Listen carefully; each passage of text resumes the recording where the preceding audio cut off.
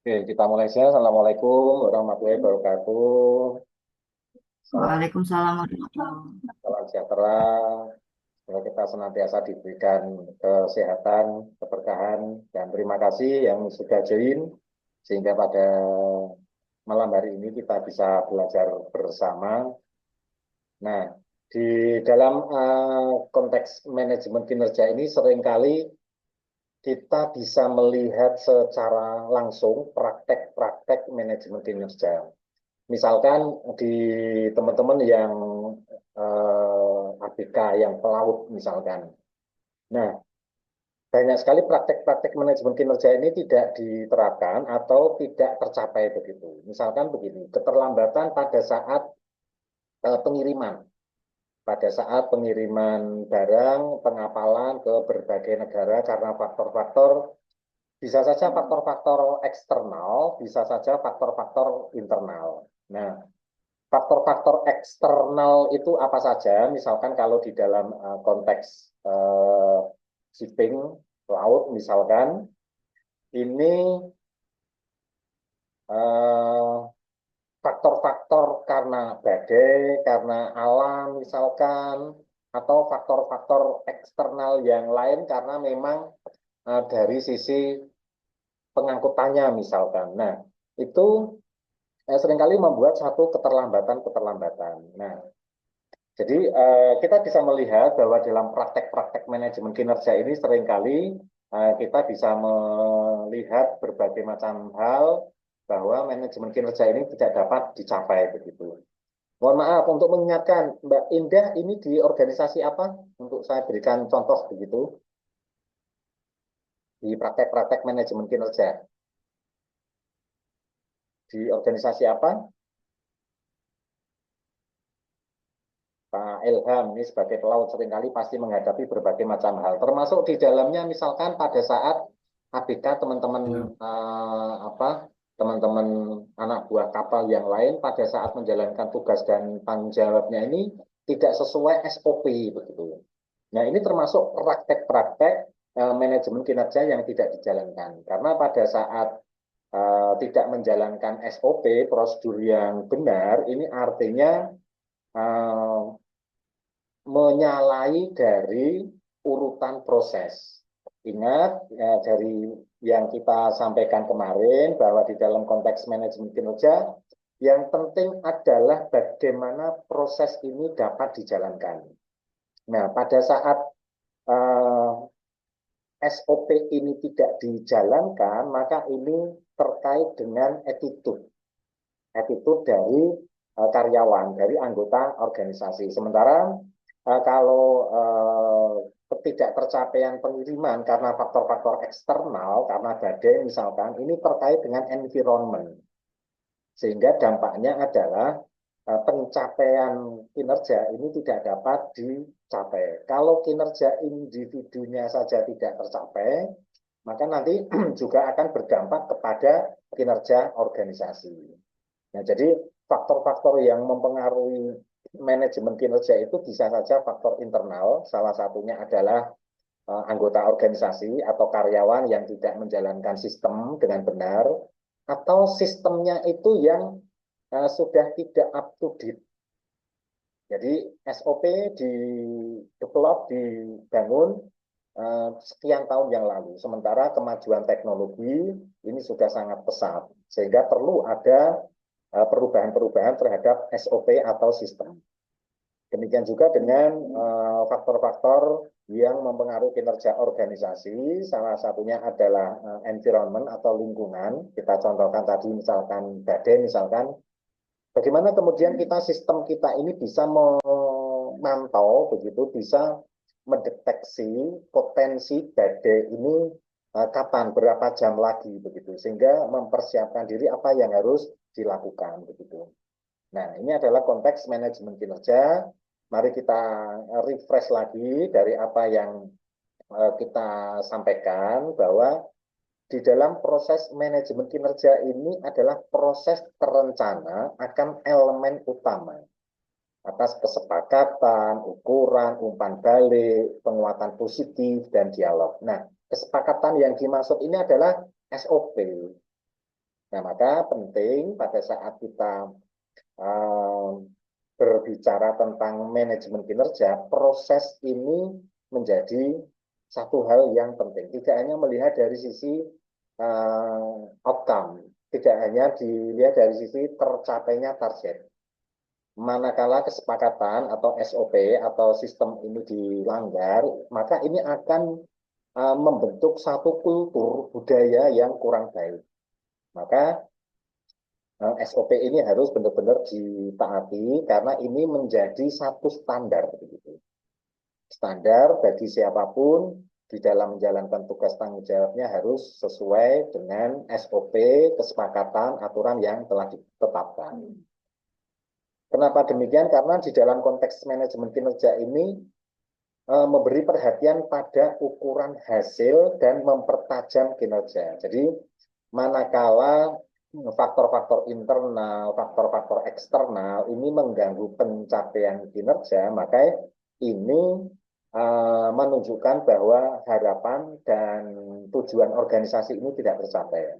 Bahwa di dalam tujuan organisasi ini tidak hanya sekedar pendapatan yang tinggi, laba yang tinggi, tetapi juga bagaimana membangun sebuah kultur. Ini yang menjadi penting karena di dalam konteks manajemen kinerja ini proses ini menjadi satu hal yang sangat diperhatikan begitu. Nah, ciri-ciri dari manajemen kinerja ini terkait dengan input dan nilai. Jadi tidak hanya sekedar laba, sekedar pendapatan begitu, tetapi value, nilai-nilai termasuk di dalamnya ini adalah nilai-nilai budaya di organisasi. Dan yang lebih penting lagi bahwa di dalam konteks manajemen kinerja ini adalah pertimbangan sustainability, berkesinambungan, terus-menerus begitu. Jadi tidak hanya sekedar ingin mencapai keuntungan dari jangka pendek, tetapi juga memperoleh keuntungan jangka panjang. Nah, dalam rangka untuk pencapaian keuntungan jangka panjang, maka tidak hanya sekedar laba, tidak hanya sekedar keuntungan finansial yang didapat, tetapi bagaimana kemudian membangun trust kepada para mitra, termasuk di dalamnya kepada para konsumen, pada supplier, pada investor, termasuk kepada pemerintah misalkan. Nah, maka ciri-ciri manajemen kinerja ini adalah berkesinambungan. Nah, maka pada saat kita akan mencapai target atau tujuan yang telah ditetapkan, tentu harus didasarkan atas data-data di lampau. Data-data di masa lalu sebagai dasar untuk menentukan pencapaian tujuan yang akan datang. Karena data atau record dari masa lalu ini akan senantiasa terus dilakukan perbaikan. Akan terus dilakukan inovasi, akan terus dilakukan improvement. Nah, maka ciri-ciri dari manajemen kinerja ini selalu melihat dari pengalaman masa lalu, dari data-data masa lalu untuk pencapaian tujuan di masa yang akan datang ini.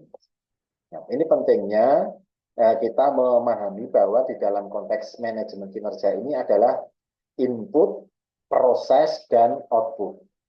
Input-inputnya ini juga harus dapat dipertanggungjawabkan. Artinya dipertanggungjawabkan ini seluruh input-inputnya ini harus sesuai dengan standarisasi yang telah ditetapkan. Kalau misalkan di dalam konteks produksi, kalau inputnya atau bahan bakunya ini jelek, meskipun diproses dengan sangat baik, maka hasilnya juga pasti akan berdampak tidak sesuai dengan standar. Demikian pula manakala inputnya ini baik, tetapi prosesnya ini dilakukan tidak dengan cara yang benar, maka outputnya ini juga kurang baik. Maka di dalam konteks manajemen kinerja ini selalu kita melihat dari sisi input, proses, output, dan value yang menjadi tujuan. Tidak hanya sekedar sisi laba, tapi nilai-nilai. Nah, maka pada saat kita berbicara tentang manajemen kinerja ini kita perlu mempertimbangkan banyak hal, faktor internal, faktor eksternal, keterbatasan sumber daya yang dimiliki, begitu. Apalagi kalau kita melihat pengalaman masa lalu di masa pandemi, di mana seluruh activity ini mandek total begitu di berbagai negara, termasuk misalkan pengapalan, Indonesia mengizinkan untuk shipping dilakukan, tapi negara penerima menolak karena belum dibuka konteks pandemi COVID kemarin misalkan. Nah, maka ini menjadi satu pengalaman. Nah, maka manajemen kinerja ini akan sangat terkait dengan strategi organisasi.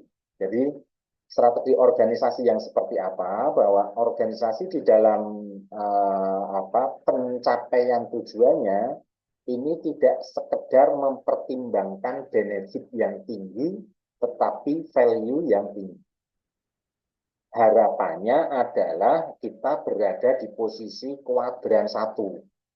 Kuadran 1 ini menunjukkan bahwa organisasi berada pada posisi benefit yang tinggi dan value yang tinggi. Tapi kondisi di kuadran 1 ini sangat kecil kemungkinan. Kenapa? Karena pasti akan dihadapkan dengan banyaknya pesaing.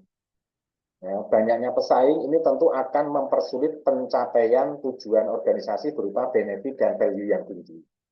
Belum lagi dengan adanya produk-produk pengganti misalkan. Kalau pesaing itu kita mendefinisikannya bahwa produknya adalah sama dengan kita. Misalkan kita punya produk baju, perusahaan lain juga membuat produk baju. Ini adalah pesaing. Tapi kalau produk pengganti, kita membuat baju, ada perusahaan lain yang membuat kaos. Ini adalah produk pengganti. Fungsinya sama untuk menutup tubuh, tetapi bentuknya berbeda. Nah, ini merupakan satu persaingan. Belum lagi persaingan di luar negeri misalkan. Adanya import yang sangat luar biasa terbuka misalkan. Ini menjadi satu persaingan tersendiri. Maka pencapaian di kuadran 1 ini praktis sangat sulit. Meskipun itu perusahaan monopoli. Ya. Karena apa? Karena terkait dengan customer. Mari kita lihat di negara kita, perusahaan BUMN yang monopoli saja, ini di dalam laporan keuangan, ini masih di situ memunculkan bahasa, kata-kata, narasi yang rugi begitu. Banyak perusahaan-perusahaan monopoli yang ada di Indonesia, misalkan ada perusahaan PLN, kemudian ada perusahaan Pertamina, misalkan. Ini mereka masih menyatakan rugi. Ini mohon maaf, ini contoh kecil ya, bukan berarti mendiskreditkan, bukan. Ini menunjukkan bahwa pencapaian di kuadran 1 ini praktis sangat-sangat sulit, meskipun perusahaan monopoli. Maka yang perusahaan kemudian menyusun sebuah strategi organisasi, di mana strategi ini didasarkan atas hasil laporan-laporan data-data di manajemen kinerja baik individu maupun organisasi. Kalau kita berada di kuadran 4, ini tentu kita tidak mengharapkan ya value rendah, kemudian benefitnya ini juga rendah. Ini tentu dihindari begitu. Nah, maka yang kemudian diperhatikan, dipikirkan adalah manakala berada di kuadran 2 atau kuadran 3. Bagaimana di sana manajemen kinerja ini berperan terhadap strategi organisasi. Bagaimana perusahaan manakala kinerjanya ini didapatkan atau dicapai dengan benefitnya rendah tapi value-nya tinggi. Apa yang harus dilakukan? Atau berada di kuadran 3, benefitnya tinggi tapi value-nya rendah. Nah, maka ini kemudian strategi apa yang harus dilakukan oleh organisasi dalam rangka untuk membawa kuadran 2 dan kuadran 3 ini menuju kepada kuadran 1. Jadi mendekatkan dengan kuadran 1 begitu. Nah, maka manajemen kinerja ini menjadi sangat penting karena ini akan terkait secara langsung dengan bagaimana organisasi ini menyusun strategi untuk sustainable, untuk keberlangsungan, agar organisasi dapat berjalan secara terus-menerus jangka panjang. Nah, maka manajemen kinerja ini menjadi satu hal yang sangat-sangat penting untuk selalu kita perhatikan, karena akan terkait dengan bagaimana organisasi ini untuk tetap sustainable, untuk tetap hidup, dan tidak hanya sekedar hidup, tetapi berkelanjutan. Ya, jadi ini menjadi satu penting. Nah, maka perlu kita memahami benar apa itu manajemen kinerja. Maka secara harfiah bahwa proses berkelanjutan untuk mengidentifikasi, berarti mendata begitu, mengukur, kemudian mengembangkan kinerja individu dan tim. Ini adalah manajemen kinerja. Tujuannya adalah untuk memastikan kinerja mereka selaras dengan tujuan strategis organisasi. Jadi kalau manajemen kinerjanya ini baik, tentu akan sangat mendukung dari tujuan organisasi. Nah, maka pentingnya kita mengelola, memanajemen kinerja ini dalam rangka untuk meningkatkan produktivitas. Ingat, produktivitas ini berbeda dengan kinerja. Jadi, kalau produktivitas ini adalah perbandingan antara pencapaian dengan target, tapi kalau kinerja ini adalah perbandingan antara input dan output. Ya, berbeda ya, sedikit berbeda. Jadi kita perlu memahami apa itu produktivitas, apa itu kinerja. Nah, pentingnya manajemen kinerja ini juga untuk mengidentifikasi kelemahan dan peluang. Sehingga dengan kita memahami kelemahan-kelemahan yang ada, maka kemudian kita harus menyusun sebuah cara, strategi untuk bagaimana meminimalkan, menutup kelemahan-kelemahan, dan bagaimana kita memanfaatkan peluang-peluang yang ada. Peluang-peluang yang dapat dilakukan ini bagaimana dimanfaatkan untuk dapat meningkatkan tujuan organisasi, yaitu pendapatan yang tinggi, termasuk value yang tinggi begitu. Nah, karena manajemen kinerja ini tidak hanya terkait dengan kinerja organisasi, tetapi juga akan sangat terkait dengan karyawan. Karena karyawan ini sangat support, menjadi satu support system yang sangat penting, yang vital di dalam pencapaian tujuan organisasi, di dalam pencapaian kinerja organisasi. Kenapa demikian? Mari kita lihat bahwa untuk meningkatkan kinerja organisasi sangat sulit kalau kita hanya mengandalkan alat. Kenapa? Karena semakin lama dipakai, alat ini nilainya semakin turun. Karena semakin aus, semakin rusak, semakin tidak berharga. Sehingga kalau di dalam laporan akuntansinya itu ada depresiasi. Nilai alat ini bisa saja nanti menjadi 0 begitu di dalam laporan pembukuannya ini. Ini menunjukkan bahwa untuk meningkatkan kinerja ini tidak hanya sekedar menggantungkan alat. Kalau alatnya itu baru, itu sangat memungkinkan tercapai kinerjanya. Tapi lambat laun ini akan turun. Nah, sementara kalau kita akan melakukan pengadaan mesin-mesin baru, ini tentu investasinya ini sangat berat. Sementara kita dituntut untuk pencapaian tujuan organisasi, yaitu laba yang tinggi dan value yang tinggi. Nah, kemudian kalau kita juga berkiblat bahwa manajemen kinerja itu hanya didasarkan atas kemampuan finansial kita, para pesaing itu finansialnya ini cukup kuat. Kemudian finansial ini juga lambat laun juga akan menurun. Maka sumber daya finansial ini tidak bisa menjadi acuan utama dalam rangka untuk meningkatkan manajemen kinerja. Meskipun kita punya duit, kita bisa memproduksi barang yang cukup banyak, tapi kalau customer-nya ini tidak membeli, maka tentu investasi yang ditanamkan dalam membuat produk yang banyak ini juga justru akan mengakibatkan kerugian yang besar. Gitu. Nah, maka karyawan ini menjadi komponen sumber daya yang penting karena dari karyawan ini yang dapat diandalkan untuk pencapaian kinerja yang tinggi.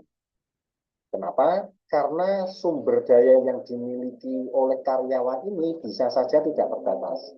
Tidak terbatas yang dimaksud apa? Kita lihat di gambaran yang di awal tadi. Sumber daya manusia yang tidak terbatas itu apa? Kreativitas dan inovasi. Nah, ini yang bisa didorong dalam rangka untuk meningkatkan kinerja yang tinggi. Jadi, kalau kita hanya mengandalkan sumber daya bahan baku, sumber daya mesin, sumber daya gedung, sumber daya finansial, ini kesemuanya terbatas. Tapi kreativitas dan inovasi dari karyawan ini bisa saja sangat melesat, tidak terbatas, dan ini yang akan mendorong pencapaian tujuan organisasi. Maka penting di dalam konteks manajemen kinerja ini mendorong pertumbuhan karyawan. Pertumbuhan ini termasuk di dalam adalah pertumbuhan dari sisi knowledge, experience, attitude, begitu. Ini nanti yang akan mendukung pencapaian kinerja organisasi karena inovasi dan kreativitasnya. Nah, ini yang menjadi poin penting pada saat kita berbicara tentang manajemen kinerja di organisasi ini. Nah, karena konteksnya kita berbicara tentang manajemen, ingat pada saat kita berbicara tentang manajemen, yang ada di dalam pikiran kita adalah PDCA, Plan, Do, Check, Action, atau ada yang menyebutnya POAC. Ya, ada planning, organizing, actuating, controlling, begitu. Maka di dalam siklus manajemen kinerja ini kita juga harus menyusun perencanaan-perencanaan. Ya. Jadi menetapkan tujuan dan ekspektasi yang jelas. Yang jelas ini seperti apa? Ukurannya itu jelas. Berapa, kapan, di mana, dan lain sebagainya. Jadi ukuran-ukurannya ini jelas pada saat kita menyusun perencanaan. Kemudian juga pembinaan dan pengembangan, memberikan bimbingan, umpan balik, dan dukungan terus-menerus. Nah, umpan balik dan dukungan terus-menerus ini menjadi satu hal yang penting di dalam proses manajemen kinerja berkelanjutan. Nah, seringkali anggota organisasi atau karyawan itu abai terhadap umpan balik dan dukungan terus-menerus. Misalkan begini, di area produksi misalkan perusahaan manufaktur, perusahaan yang membuat barang, ada tetesan oli. Nah, nampaknya tetesan, ya, hanya sekedar tetesan begitu. Tapi kalau ini tidak diperhatikan, tidak ada budaya bagi karyawan untuk memperhatikan manajemen kinerja, maka ini dibiarkan. Padahal kalau tetesan ini ditelusur lebih jauh, ini tetesan dari mana? Kalau misalkan dari alat, misalkan alatnya namanya jet pallet forklift kecil yang ditarik oleh orang, ternyata bocor. Nah, kalau itu dibiarkan maka terus akan menetes di berbagai tempat dan ini resiko bahaya. Bahaya terhadap karyawan yang ada di situ, bisa saja terpeleset, kemudian nanti misalkan menjadi kecelakaan kerja dan ini nanti akan berdampak kepada manajemen kinerja. Belum lagi kalau tetesan-tetesan oli ini mengakibatkan alatnya menjadi rusak. Karena apa? Olinya habis. Nah, ini tentu juga akan mengganggu pekerjaan dan ini akan mengganggu pencapaian tujuan manajemen kinerja, tujuan organisasi ini. Nah, maka penting karyawan ini memperhatikan umpan balik untuk mendukung manajemen kinerja dengan memberikan informasi kalau ada hal-hal yang di luar standar yang telah ditetapkan. Nah, dan ini harus terus-menerus dan ini harus membudaya begitu. Nah, ini penting untuk pembinaan dan pengembangan bagi karyawan untuk mendukung pencapaian organisasi melalui manajemen kinerja dengan pembinaan dan pengembangan. Juga fungsi-fungsi kontrol ini menjadi satu hal yang penting. Peninjauan kinerja selalu dilakukan proses evaluasi atas pencapaian-pencapaian yang ada. Tidak hanya sekedar pada saat di audit misalkan, entah itu audit bulanan, mingguan, atau tengah tahunan, atau mungkin 1 tahun begitu. Tetapi proses peninjauan kinerja ini harus selalu dikontrol begitu. Sehingga kalau melenceng ini dapat sedini mungkin, ini dapat diidentifikasi dan kemudian dapat diarahkan untuk menuju kepada jalur yang benar begitu. Dan pengakuan-pengakuan atas pencapaian-pencapaian kinerja ini menjadi satu hal yang penting dalam rangka untuk membangun budaya. Dengan cara misalkan memberikan insentif, pengakuan tidak hanya saja berupa uang, tetapi pengakuan secara lisan, misalkan ada good job. Nah, ini adalah bentuk pengakuan atas kinerja yang baik. Nah, ini menjadi satu hal yang penting pada saat kita berbicara tentang manajemen kinerja, ada proses perencanaan kinerja, pembinaan pengembangan, peninjauan kinerja, dan penghargaan serta pengakuan. Nah, komponen-komponennya di dalam manajemen kinerja ada tujuan, goal-nya ini apa, kemudian ada perencanaan, ada proses evaluasi umpan baliknya, dan ada penghargaan. Nah, tujuan yang jelas ini kita harus berstandarkan SMART. Spesifik, tujuannya itu jelas. Misalkan pengapalan, pencapaiannya dari satu negara ke negara lain harus dapat ditempuh 2 kali 24 jam. Misalkan. Nah, ini spesifik. Kemudian juga terukur. Satu negara ke negara yang lain ini berapa kilometer, kemudian samudera yang dilalui ini tingkat permasalahan eksternalnya ini, ada badai, ombak, dan sebagainya ini seberapa besar, begitu, sehingga kira-kira sampai di tempat tujuan ini mampu nggak 2 kali 24 jam, misalkan begitu. Kemudian ada achievable, relevan, dan time bound. Jadi tujuan-tujuannya ini benar-benar didefinisikan dengan jelas sehingga dapat dipahami oleh berbagai pihak. Sehingga kalau ini dipahami oleh berbagai pihak, maka mereka juga akan support terhadap upaya-upaya pencapaian tujuan organisasi ini. Kemudian juga umpan balik yang berkelanjutan, yang secara terus-menerus melalui komunikasi yang teratur, terbuka, dan tidak hanya saat tinjauan tahunan, pada saat audit, misalkan begitu. Kemudian ada pengembangan karyawan, dalam rangka karyawan ini selalu di-develop, dalam rangka untuk menginternalisasi apa yang mereka pahami, apa yang mereka lakukan, begitu. Jadi benar-benar menginternalisasi atas pengetahuan-pengetahuan mereka sehingga dampaknya ini nanti akan menjadi refleks begitu. Jadi manakala karyawan ini sudah terampil misalkan, maka kalau dia sudah terampil hasilnya ini akan menjadi lebih baik. Kalau misalkan produk ya dikerjakan atau dibuat oleh karyawan yang sudah terampil, maka hasilnya akan menjadi lebih halus, kemudian lebih bagus, lebih rapi, begitu. Nah, maka pengembangan karyawan ini menjadi satu hal yang penting di dalam konteks pencapaian kinerja organisasi ini. Kemudian budaya keadilan dan transparansi ini dalam rangka untuk membangun kepercayaan, baik kepercayaan kepada mitra, kepercayaan karyawan kepada perusahaan, begitu. Ini menjadi satu hal yang penting. Teman-teman, ini 4 menit lagi nanti ini putus. Nampaknya dari kampus belum memperpanjang dari apa Zoom, sehingga nanti putus dan kita bergabung lagi di link yang sama. Nih, 4 menit lagi di informasi di layar saya ini. Nah, oke, kita lanjutkan model-model manajemen kinerja. Ini ada balance scorecard, ada high performance cycle, banyak yang tool-tool, alat-alat manajemen kinerja yang dapat dipakai.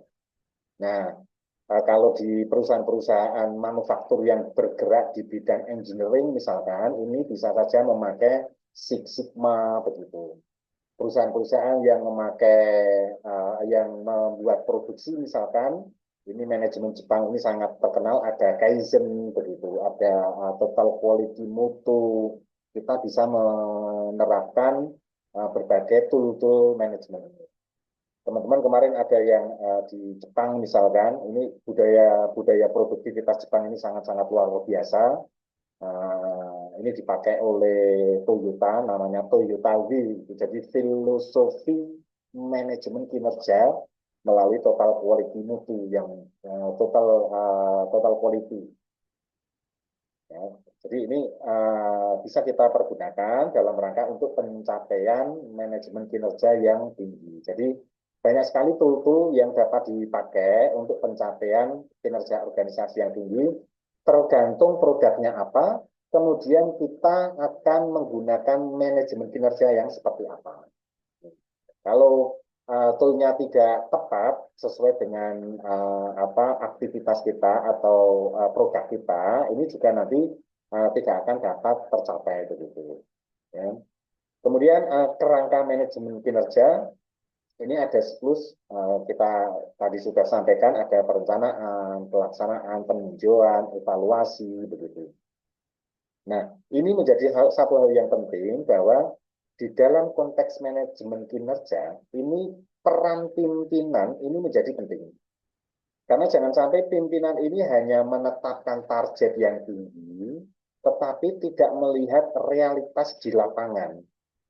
Realitas di lapangan ini bisa saja alatnya, mesinnya, atau kompetensi, keahlian orang-orangnya, begitu.